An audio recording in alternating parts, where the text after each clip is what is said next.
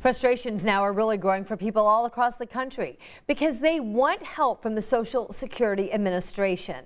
The field offices have been closed now for nearly 2 years. Yeah, tonight our Bob Siegel shows us the devastating impact this is having on many Hoosiers and when this problem might get better.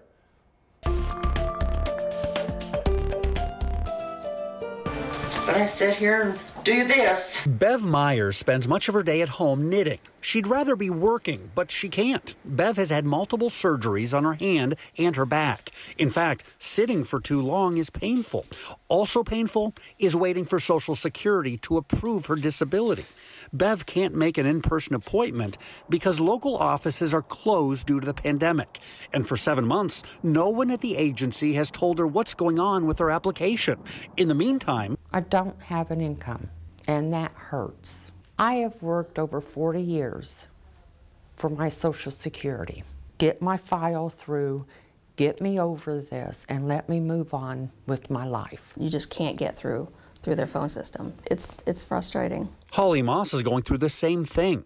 It's been a full year since she applied for Social Security disability benefits for her son. Please stay on the line for an agent or visit us online. She's called more than a dozen times in a single day and never gets a hold of a human being. Usually I get disconnected. And of course, visiting her Social Security branch office is not even a possibility. I can't imagine people not being able, through this whole thing, 2 years or a year and a half, not being able to get what they need from the Social Security Administration just because they haven't opened their doors. Holly and Bev have turned to a professional agency for help, but the people who work at Hanley Disability say even they have trouble getting a hold of someone at Social Security.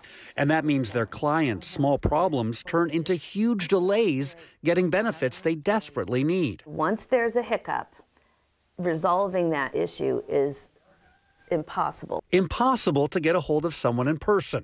Please hold. Impossible to reach someone by phone. All of our representatives are currently busy. Impossible to get answers at all. Thank you for calling Social Security. Goodbye. Call drops.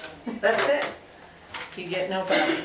We call and you'll get through, but you hear music and you hold, and then the call drops. How much longer do I have to go through this? It's already been going on 22 months, ever since Social Security essentially shut down face-to-face meetings at its more than 1,200 field offices nationwide. We all want the basic functions of government to be restored. Last month, Senator Todd Young and other lawmakers sent a letter to the Social Security Administration demanding answers about when things will get back to normal. Social Security has now responded.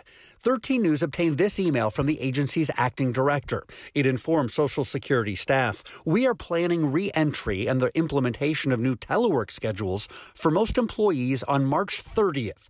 We anticipate that field offices will restore increased in-person services to the public without an appointment in early April." That is still 2 months away, which seems like an eternity for those who are running out of savings while waiting on Social Security. I can't live on this. I've got bills to pay, and I don't think anybody should have to go through this.